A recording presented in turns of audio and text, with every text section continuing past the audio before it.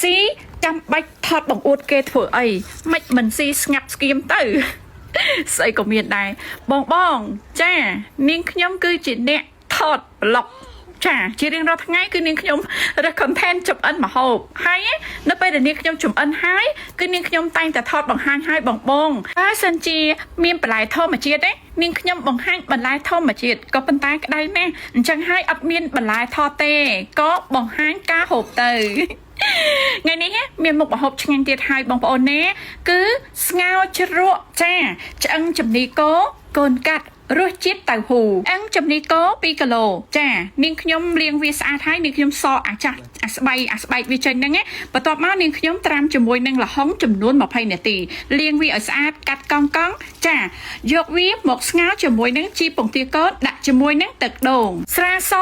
ដុំស៊ុបចារសជាតិសាច់គោរបស់ម៉ាឡេទឹកត្រីប៊ីចេងបងប្អូនបើកគេបន្ទាប់មកដាក់ត្រឹមតែមួយពុះទេណាអត់រងាស់ទេរងាស់ផុយអត់ឆ្ងាញ់ទេដោយសារតែនេះខ្ញុំកាត់ជាមួយនេះល្ហុងហើយចង់បានសុខភាពចង់បានមុខម្ហូបឆ្ងាញ់គួរតែជ្រើសរើសប៊ីចេងម៉ាក់អ៊ីប៊ីចេងម៉ាក់អ៊ីគឺជាប៊ីចេងផលិតបែបស្តង់ដារមកពីប្រទេសកូរ៉េការផលិតទេស្តង់ដារពិតបងប្អូនមានក្រុមហ៊ុន Samsung គឺជាអ្នកធានាចារីឯសាច់ប៊ីចេងសក្បុសផ្សំពីអំពៅធម្មជាតិតែម្ដងបងប្អូនខ្លះស្រែកថាថ្លៃបងប្អូនមួយកញ្ចប់ហ្នឹងណាកន្លះគីឡូ 15,000 ហេតុអ្វីបងប្អូនថាថ្លៃរបស់សុទ្ធណាមិនមែនរបស់ខ្លាំងទេបងប្អូនបើសិនជាបងប្អូនគិតថាថ្លៃបងប្អូនកុំចូលខមមិនចាបើសិនជាបងប្អូនមិនជួយទិញមិនបាច់ចូលខមមិនទេបងប្អូនទៅទិញប៊ីចេងគេចុះចាបងប្អូនមានសម្គាល់មើលបច្ចុប្បន្ននេះមានជំងឺសាហាវណាក្នុងគ្រួសារនីមួយអ្នកខ្លះទៅក៏កាពះអ្នកខ្លះទៅក៏ពោះវៀនអ្នកខ្លះទៅដូចនាងខ្ញុំជំងឺបាក់ទឹកចិត្តដោយសារតែហូបគីមីច្រើនយល់ទេចាអញ្ចឹងប៊ីចេងគាត់បែបសុខភាពបានវាថ្លៃអញ្ចឹងហើយរាល់ថ្ងៃចំណេញក្បាលកាក់ទេបងប្អូនណាចំណេញក្បាលកាក់ទេផលិតឡើងដើម្បីឲ្យចាស្រុកខ្មែរយើងហ្នឹងមានប៊ីចេងសុខភាពហូបប៊ីចេងគាត់គឺជាប៊ីចេងសុទ្ធចាហើយធូរថ្លៃជាងជប៉ុនទៀតបងប្អូនណាជប៉ុន 20,000 ចាគាត់ត្រឹមតែ 15,000 ទេហើយពីប្រទេសហ្នឹងកុំថាคล้ายឲ្យសោះគុកអញ្ចឹង15,000ហ្នឹងធូរថ្លៃហើយសម្រាប់បងប្អូនថែសុខភាពយល់អត់បងប្អូនចាហេមីងាប់មីឡប់មីផ្សេងបងខ្ញុំហត់ណាស់ខ្ញុំចូលចិត្តបងណាស់សូមបងឈប់លើកខមមិនអាក្រក់នឹងបានទេបងសម្លាញ់តាមពិតទៅក្នុងមួយលាន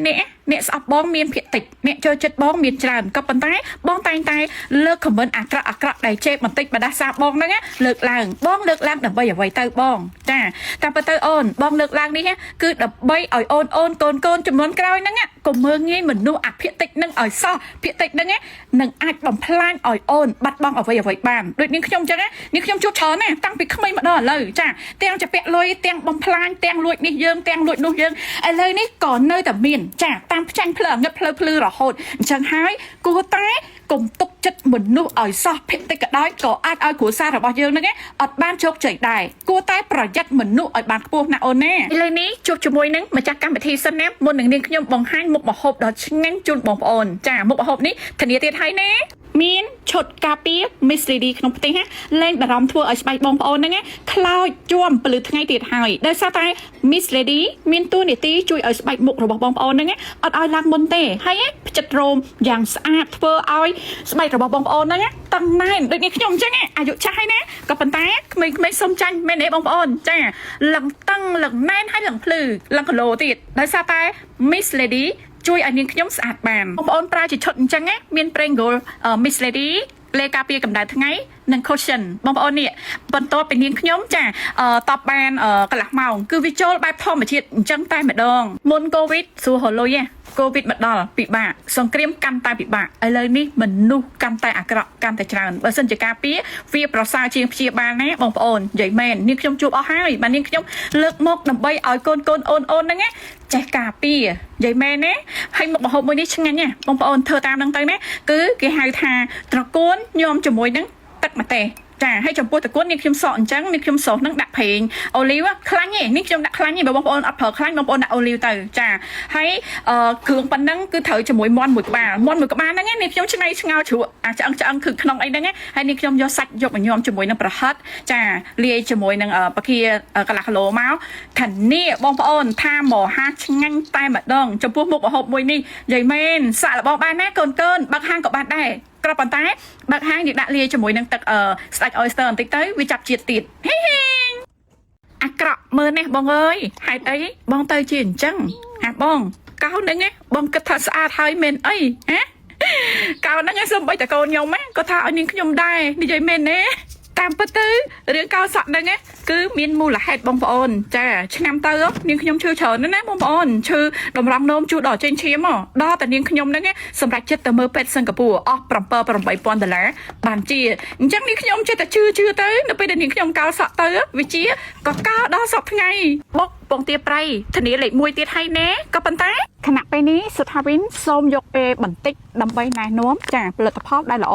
ជឿជាក់លើនាងខ្ញុំចោះដោយសារតែនាងខ្ញុំបានប្រើប្រាស់ផ្ទាល់តែម្ដងនេះគឺជាកៅអៀកក្តៅ KQ Cambodia ផលិតមកពីប្រទេសកូរ៉េបងប្អូនណាល្អពិតណាសម្រាប់បងប្អូនតែងអត់លក់ចាបងប្អូនឈឺដៃឈឺជើងរាល់ការបងប្អូនធ្វើការធ្ងន់ចាចុកចង្កេះបិទចង្កេះចាបងប្អូនបុកលហុងឈឺអានេះបងប្អូនបិទអានេះបងប្អូនធ្វើការយួរធ្ងន់បិទអានឹងចានិយាយចាំណាស្រួលឲ្យបងប្អូនហ្នឹងបាត់ការចុកចាប់បានល្អប្រណិតតែម្ដងបើសិនជាបងប្អូនឈឺចាប់ចាស្លាក់ដៃស្លាក់ជើងបងប្អូនយកលុយទៅទិញថ្នាំប៉ះពាល់ដល់គ្រឿងក្នុងណាមែនទេជាពិសេសគឺប៉ះពាល់ដល់កលៀនតែម្ដងក៏ប៉ុន្តែបើសិនជាបងប្អូនឈឺចុកចាប់គេអត់លក់ចាឈឺក្បាលវិលមុខចុកដៃចុកជើងបងប្អូនជ្រើសរើសកាអៀកនេះគឺល្អពិតតែម្ដងនេះខ្ញុំបានសាក់របស់ប្រើចំពោះខ្លួនឯងផ្ទាល់ក៏ដូចជាលោកប្តីល្អបាទនាងខ្ញុំណែនាំជូនបងប្អូនអញ្ចឹងរាល់ការបងប្អូនចាគេអត់លក់ឈឺកន្លែងណាចុកចាប់កន្លែងណាស្លាក់ដៃស្លាក់ជើងចុកចង្កេះឆ្អឹងក្នុងដៃជើងអីហ្នឹងជ្រើសរើសកាអៀកក្តៅ KQ Cambodia នេះពិតតែម្ដងល្អប្រើណាស់ណាបងប្អូននេះគឺជាលេខនិង page សម្រាប់បងប្អូនចង់កាត់ stock យកទៅលក់បន្តណាក៏ប៉ុន្តែបើសិនជាបងប្អូនទិញរីប្រើបងប្អូន25ខេត្តក្រុងបងប្អូនទៅរកកន្លែងលក់គ្រឿងក្អប់ណាត្រាប់ពុតយ៉ងខ្ទឹមសរំលីជាមួយនឹងទឹកស៊ុបឲ្យវាកោកសិនណាបន្ទាប់មកយើងដាក់ម្ទេសស្រស់ម្ទេសក្រៀមប្រញាប់បុកវាតែម្ដងក៏ប៉ុន្តែមុននឹងបុកដាក់ប៊ីចេងដើម្បីងាយស្រួលបុកបន្ទាប់មកបង្គាចាក្តៅបងប្អូនបុកវាហើយយើងដាក់ជាមួយនឹងត្រីងៀតចាជាមួយនឹងប្រហុកជាមួយនឹងពងទាប្រៃបុកហើយយើងដាក់ស្ករយើងដាក់ជាមួយនឹងក្រសាំងនេះខ្ញុំស្ទាបស្ទងសិនបងប្អូនអត់ជូរនេះខ្ញុំដាក់ទាំងអស់ហ្នឹង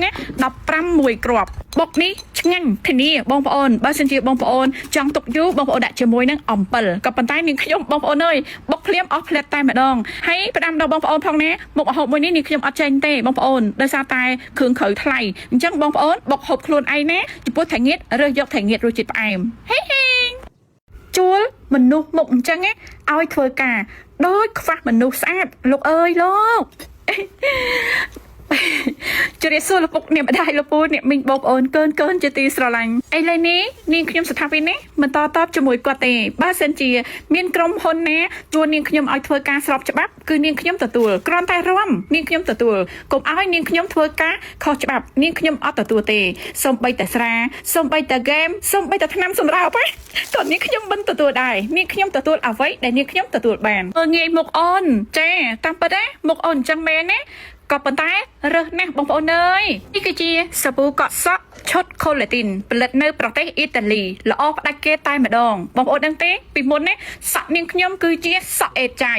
សក់ថយសក់ដាច់សក់ផុយសក់ជ្រុះឥឡូវនេះសក់នាងខ្ញុំចិត្តខ្លាយជាបបរកញ្ញាហើយមែនណានិយាយមិនអួតទេដោយសារតែនាងខ្ញុំបានប្រើប្រាស់ផលិតផលល្អពិតគ្មានពីរតែម្ដងហើយនេះនាងខ្ញុំអត់ប្រើស្ប៉ាទេនាងខ្ញុំកក់ហើយនាងខ្ញុំអប់ហើយនាងខ្ញុំប្រើជាមួយនឹងសេរ៉ូមបងប្អូនអើយនៅពេលដែលនាងខ្ញុំគៀបទៅលឹងរលាស់លឹងរលោងតែម្ដងហើយមានទម្ងន់ឆាប់វែងណាបងប្អូននេះនាងខ្ញុំប្រើលើកដំបូងរីឯនេះវិញនាងខ្ញុំប្រើលើកទី5បងប្អូនវែងមែនទេណាវែងរហ័សតែម្ដងលេខនិងផេកម្ចាស់ប្រេនបងប្អូនបើសិនជាបងប្អូនចង់យកចាតំណាងចែកចាយលក់បន្ត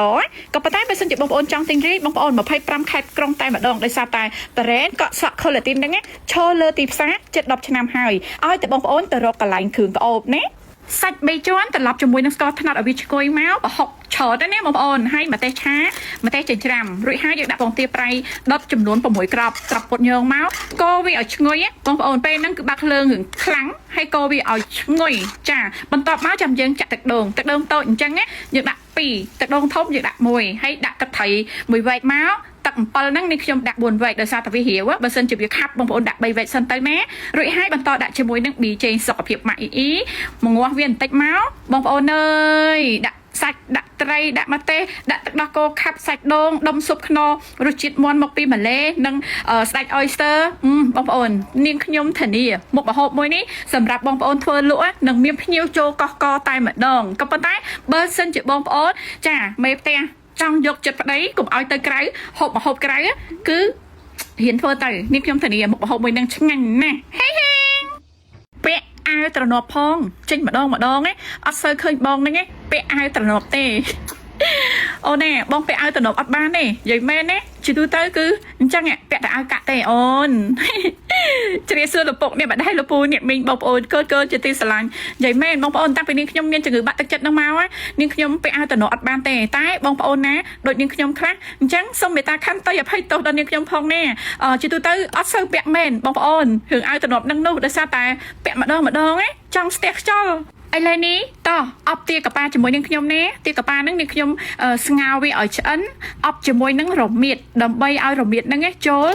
ទៅជាមួយទាកប៉ាហ្នឹងនៅពេលដែលយើងយកដុតទៅពណ៌ស្អាតហើយគឺឈ្ងុយទៀតមុននឹងបង្ហាញនាងខ្ញុំសុំចាកែប្រែខ្លួនគ្នាខ្ញុំគឺចេះនាងខ្ញុំមានស្បែកខ្មៅមានស្បែកក្របីឥឡូវនេះស្បែកក្របីទៀតទេចាំមើលណាអស់មួយឈុតហ្នឹងអ្នកនឹងដឹងហើយ Pingle គឺជាលេលាបដោយមិនចាំបាច់ឃ្លុំក៏ប៉ុន្តែបើសិនជាបងប្អូនឃ្លុំទៀតសលឿនណាស់បងប្អូនបើសិនជានិយាយពីក្លិនវិញគឺឈ្ងុយដូចទឹកអប់តែម្ដងចង់បុកឲ្យសលឿនលាយជាមួយនឹងសេរ៉ូមហ្នឹងអស់ត្រឹមតែមួយឈុតហ្នឹងទេសម្រាប់កូនកំមុំចង់ចូលរោងការអីហ្នឹងហើយបើសិនជាចង់សក្បោសអីពីមួយឈុតទៅលឹងសស្គុះតែម្ដងហើយសមិនមែនសស្បែកស្ដាំងជីងសរសៃទេបងប្អូនហើយលាបទៅលឹងទុនល្មើយចាលឹងត្រជាក់ហើយឥឡូវនេះបងប្អូន start លើកទី1នាងខ្ញុំចាស់ហើយនាងខ្ញុំអត់ដែរ